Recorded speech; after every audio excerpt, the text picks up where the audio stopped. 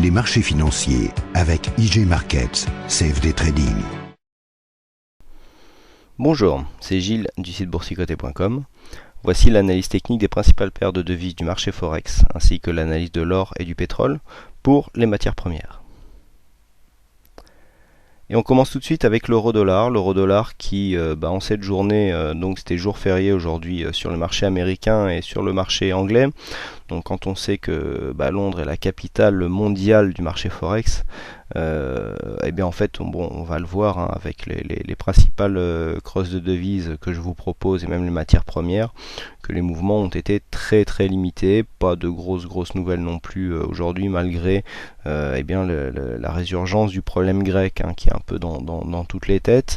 Là au niveau de l'euro-dollar, on vient un petit peu confirmer ce que je vous disais vendredi, à savoir qu'on avait une zone de surachat qui commençait à devenir importante. On avait tous les indicateurs dans le rouge, et puis au retournement du MACD, donc dès l'ouverture hier soir, on est venu consolider légèrement.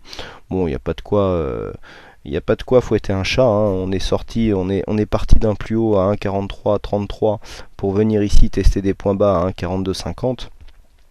Donc c'est pas une grosse consolidation. Pour jouer l'overlap, on pourrait aller toucher un objectif au niveau des 1,4210. Pour l'instant la dynamique baissière semble s'affaisser un petit peu. On a un beau retour ici du MACD, mais par contre les autres indicateurs ont du mal à ressortir.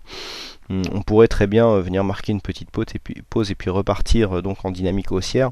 Ça nous donnerait l'information comme quoi il y a une grosse poussée des vendeurs sur cette dynamique. C'est un peu étonnant vu le problème grec.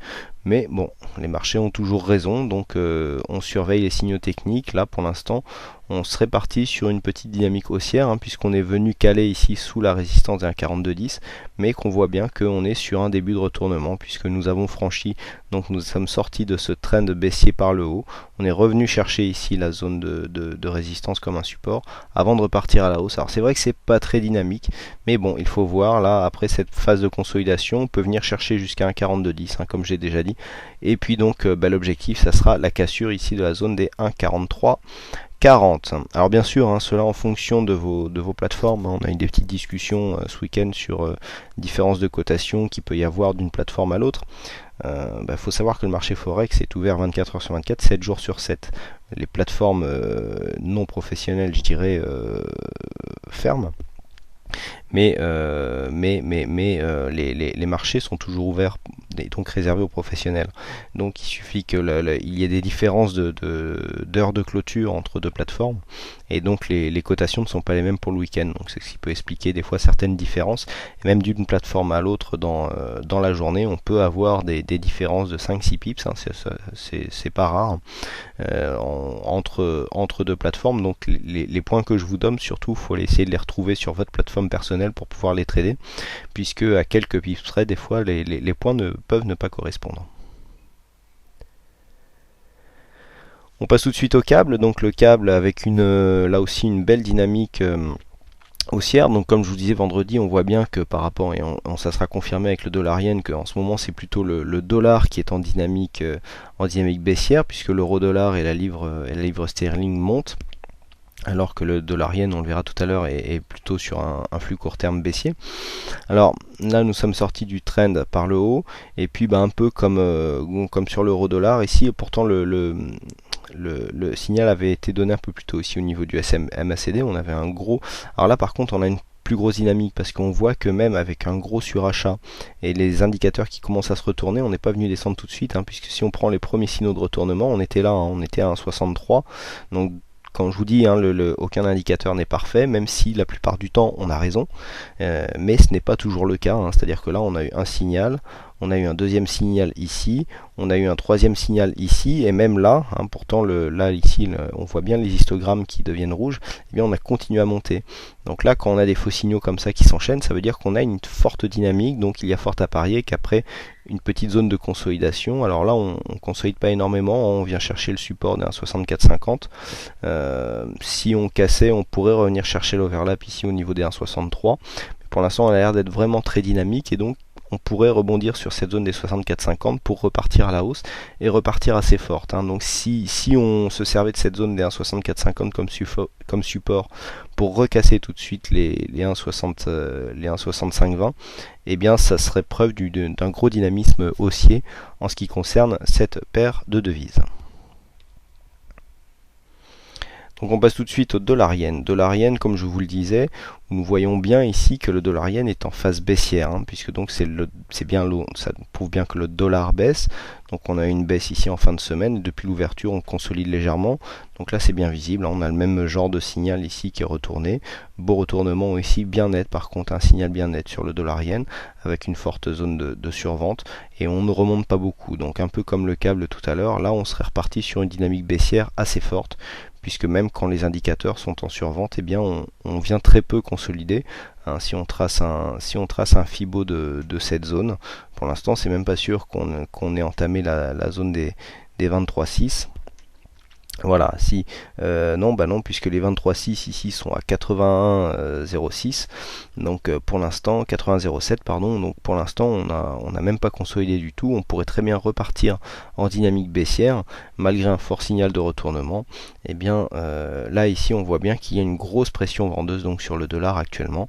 Bon, c'est assez net sur les trois crosses si on les compare, c'est relativement clair.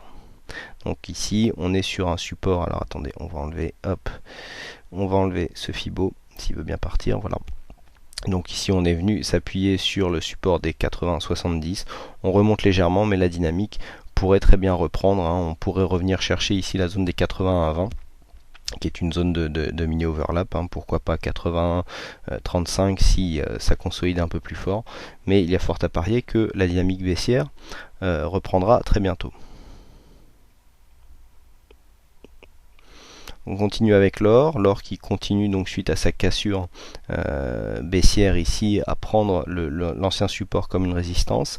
Alors on est toujours dans le mouvement, on est toujours sur une dynamique haussière. Pour l'instant, je dirais même qu'il y a un autre support qui est en train de se dessiner, puisque si on part de ce plus bas ici et puis qu'on passe par ce plus bas là, vous voyez, on arrive à avoir quasiment une dynamique qui se dessinerait. Donc si on continue à longer comme ça la droite, l'ancien support comme résistance, et bien ça voudrait dire que on n'est pas sorti de la dynamique haussière donc qui était décrite par ce trend, mais qu'on a tout simplement changé de trend. Alors c'est des choses qui arrivent, c'est un peu plus rare. En général on préfère, quand on sort d'une tendance, il y a toujours une consolidation un peu plus forte. Bon, là ce n'est pas le cas, donc pour l'instant on continue sur cette dynamique et on verra dès demain si l'or consolide ou pas.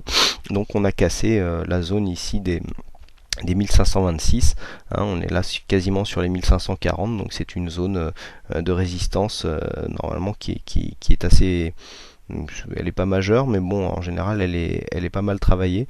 Donc ici 1538, on est autour de cette zone, et donc il faudra voir si on arrive à casser donc sur cette continuité.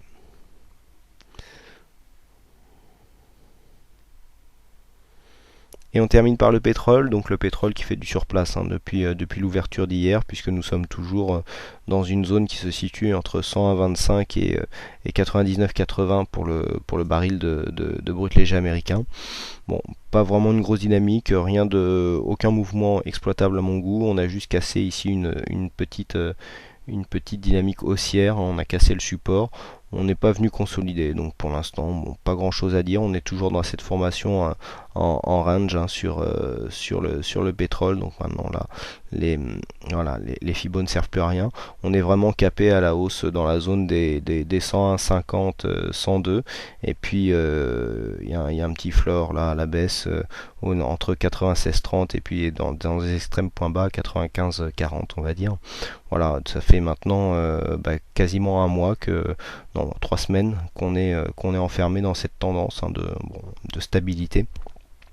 Et donc on guette une borne ou l'autre pour une possible sortie et donc une possible reprise d'une dynamique directionnelle, puisque là c'est un peu à plat. On voit bien au niveau des indicateurs, on est flat au niveau du MACD, on se croise un peu n'importe quand au niveau des stochastiques, et puis le RSI ne va plus très souvent maintenant dans ces zones de surachat survente. Voilà ce que l'on peut dire donc sur ces principales paires de devises, donc principales analyses du marché Forex et matières premières. Il ne me reste plus qu'à vous souhaiter à toutes et à tous une bonne soirée, bonne chance dans vos trades, et je vous donne rendez-vous dès demain pour de prochaines analyses vidéo. Les marchés financiers avec IG Markets, CFD Trading.